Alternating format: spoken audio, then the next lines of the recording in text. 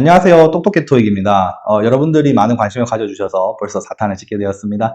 거두절미하고 오늘도 결론부터 말씀드릴게요. 오늘 결론 추론 문제인데요. 추론 문제가 어려운 이유는 바로 여러분들이 기준을 잡지 않으셔서 어려울 수 있습니다. 여기서 얘기하는 기준이란 건 무엇이냐면 추론에 대해서 정말 잘 아셔야 되는 게 우리가 만들어내거나 상상하는 것이 아니고 기준점에서 연장해 나가는 것이 바로 추론인데요. 그 연장선이 얼마큼 길어지냐에 따라서 난이도가 조절이 가능합니다. 다시 결론부터 말씀드리자면 기준을 잡으셔야 추론을 할 수 있다는 점 꼭 기억해 주시도록 하고요. 예를 들면 그 기준은 결국 뭘로 잡는 것이냐? 요약으로 잡으셔야 돼요. 문제에서 MSRC라고 질문이 들어왔는데요. 그러면 그래서 요약을 하다 보면 MSRC를 얘기하는 부분들이 나오겠죠. 예를 들면은 이런 식으로 등장하게 됩니다. I purchased many of her pieces to sell at my boutique. 에서 포인트는 뭐냐면 her pieces가 되는 거죠. 여기에서 제가 키워드를 두 개를 잡았어요. purchase, to sell. 오늘은 제가 왜 키워드 두 개나 잡았냐면 바로 추론이라는 점 때문에 그런데요. 기준을 잡아놓고 의미를 연장함에 있어서 주변 단어를 합치는 것도 추론 스타일입니다. 합친다는 것은 뭐냐면은 예를 들어서 국어라는 그 언어는 원래 단어가 1대1로 매칭이 되는 거니까 뭐 합친다는 개념이 잘 없는데요.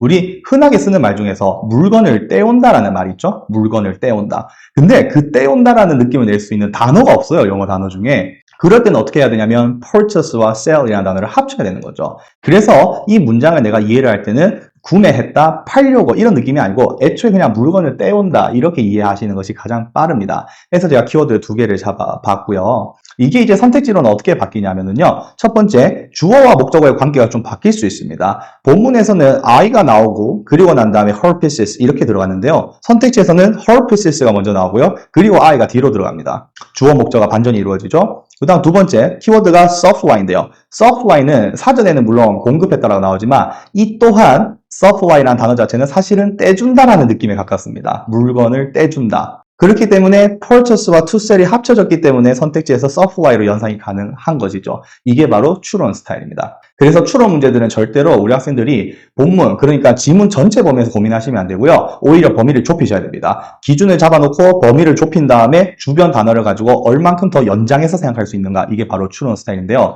자, 지금부터 진짜 잘 들으셔야 되는데 이 추론하는, 그러니까 의미를 연장하는 것도 공식이 있습니다. 그 공식 4가지를 지금부터 보여드릴게요. 먼저 첫 번째는 주어와 목적어 교환입니다. 아까 앞에서 설명드렸었던 부분이죠. 그러니까 내가 준다라고 설명한 것도 주어 목적만 바꾸면 받는다라고 연장할 수가 있습니다. 예문입니다. Those unable to attend can email feedback to 원준 no. 포인트 뭐냐면 those로 출발해서 feedback으로 그리고 원준으로 가던 문장이 선택지에서는 어떻게 바뀔 수 있냐면 원준 no가 앞으로입니다. 원준노가 앞으로고 주다라고 했던 부분을 원준노를 앞으로 빼니까 받다라고 연장할 수가 있게 되는 것이죠. 이것도 추론 스타일입니다. 그 다음 두 번째는 긍정과 부정의 교환인데요. 이것도 토익 시험이 진짜 좋아하는 부분이거든요. 예를 들면 문제가 short service라고 문제가 들어왔어요. 그럼 글 안에서 short service를 얘기하는 부분이 분명히 나올 것인데 The complimentary shuttle service to the airport is not available on weekends. 포인트는 뭐냐면 주말에 안 된다라고 설명을 했어요. 본문에서는 부정으로 출발을 하죠.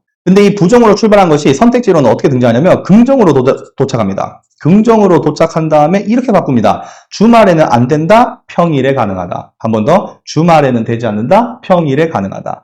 이게 바로 긍정과 부정의 교환이라고 보시면 되겠습니다. 세 번째 추론 스타일은 비교대조인데요. 특히 비교대조 스타일은 추후에 다뤄드릴 다중지문에서 많이 사용하는 컨셉이기 때문에 오늘 예습으로 가져가시면 좋을 것 같아요.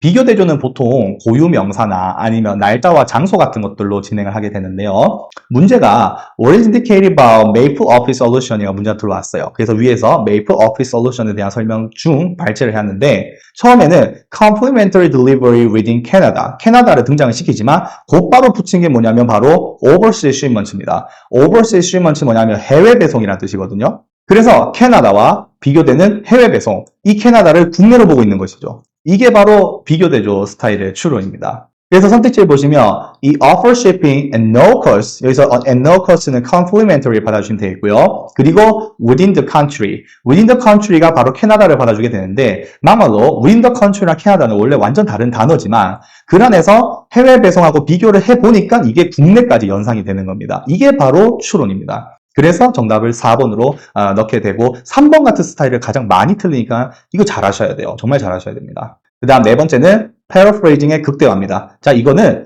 관계를 바꾼다든지 긍정, 부정의 문제도 아니고 그 다음에 이렇게 단어를 비교 대조하는 것도 아닙니다. 딱 뭐냐? 여기에만 집중합니다. Yellow Airways have been my preferred carrier.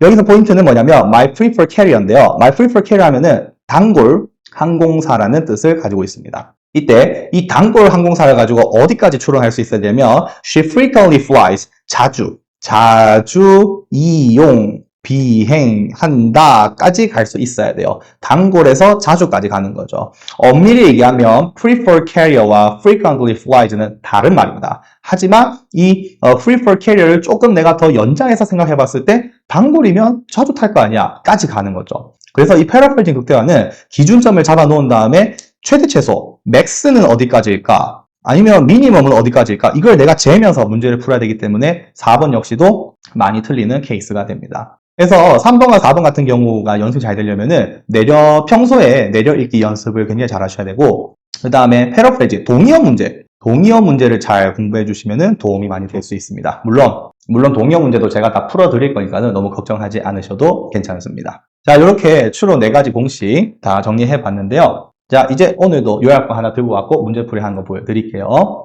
오늘의 요약본입니다. 첫 번째, 내가 열심히 알아보았다. 기준 동사는 have concentrated on입니다. 여기서 알아본 것이 뭐냐? 특정 고유 지명이 나왔습니다. 두 번째는 바뀐 건물은 ERC가 운영한다. 기준 동사는 will be directed by ERC라고 잡았습니다. 이때 세부 정보는 ERC에 대한 세부 정보가 2개 나옵니다. 하나는 나랑 구면이다. 그 다음에 TC를 칭찬했다. 이렇게 2가지가 나옵니다. 그 다음 세 번째는 세션 첫 주제는 ERC의 기술이다. 여기서 기준 동사는 will feature입니다. 세션에 대한 세부 정보가 나오면서 글이 마무리가 되었습니다. 자, 이걸 이제 글이랑 비교해보면은 이게 원본이에요. 엄청 길죠? 제가 줄인 겁니다. 이런 식으로 요약하는 것이 우리 똑똑해식 독해의 핵심이라고 보시면 되겠죠. 자, 그럼 문제풀이한 것까지 보여드리면서 마무리 짓도록 하겠습니다. 자, 첫 번째 문제입니다. What topics discuss? 글의 주제인데요. 첫 주제를 잡으셔야 됩니다. 첫 주제는 I have concentrated on이었었죠. 여기서 세부 정보가 뭐냐면은 고유 지역명이었습니다. 그리고 여기에 보건이라는 말도 붙이네요. 그럼 여기서는 내가 지역 이름, 그 다음에 보건이라는 단어를 살려서 정답을 넣어주시면 마무리가 되어지겠습니다. 정답은 A번이 되는 거예요. 보건은 modernization, 지역 이름은 local area. 이렇게 교환하시면 되겠습니다. 자, 다음은 두 번째 문제입니다. 두 번째 문제는 RC에 대해서 질문이 들어왔어요. 이 RC는 제가 어디서 정리했었냐면은 여기에서 정리를 했었거든요. 왜냐면 이제 처음 등장을 합니다. The studio will be directed by RC. 자, 첫 등장을 하죠. 추론 문제의 좀 답답한 점은 뭐냐면 키워드를 너무 포괄적으로 준다는 점인데요. 그래서 지금부터 ERC에 대한 그 세부 정보가 한 번, 2번 정도 내려가면서 계속 나옵니다. 그러니까 이런 것들도 세부 정보고요. 그 다음에 동사 잡아주시면 and I purchased many of her pieces. 이런 부분들도 다 이제 세부 정보가 되는 거죠. 거기에 to sell까지 합쳐주시면은 제가 아까 얘기해드렸던 때 왔다라는 표현이 완성이 되는 겁니다. 때 왔다라는 것을 주어 목적어를 바꾸시면은 때 줬다로 바꿀 수 있겠죠. 그래서 주어 동사를 바꿔주면서 때 줬다라고 정답 처리가 2번으로 마무리가 됩니다. 자, 그 다음 세 번째 문제인데요. 세 번째 문제는 OC 스튜디오에 대해서 문제가 들어왔어요. 이게 좀 놀라운 게 뭐냐면 지금 한참 RC 설명하고 있는데 어떻게 이제 OC 스튜디오가 나오냐. 그래서 놀라운 게 뭐냐면 연결사가 하나 나와요. 이 연결사 역할이 뭐냐면 하던 이야기를 잠깐 접어주고 살짝 다른 주제로 넘어갈 때 연결사를 넣어주시면 좋거든요. 그래서 아주 자연스럽게 RC에서 뭐로 넘어가기 시작하냐면 TC로 넘어가기 시작합니다. 그리고 TC로 넘어가면서 이런 얘기를 하는데요. TC가 아주 잘 보존해줬다라고 얘기합니다. 그게 뭐냐면 preserve입니다. 그래서 아까 제가 요약했던 부분 중에 이런 게 있었죠. TC를 칭찬했는데 칭찬 이유는 건물을 잘 보존해준 거. 이게 있었었죠. 이게 연결사 덕분에 이런 내용이 갑자기 나올 수가 있었어요. 그래서 여기에서 그 building의 original brickwork라는 이 표현이 이 스튜디오에 맞물려서 preserve, 그러니까 보존이 잘 돼 있다. renovate 됐지만 history structure한 것이 굉장히 preserve, 보존이 잘 돼 있다. 정답이 2번으로 처리가 되어집니다. 그 다음 마지막으로 배우시 3번은 문장 삽입인데요. Following this initial event, 이거는 좀 쉬울 것 같아요. This initial event를 찾아주면은 정답 처리 가능하니까 글 하단 부분에 보시면은 마지막 주제가 이 부분이었습니다. 세션의 첫 주제. inaugural session 하면은 첫 세션이거든요.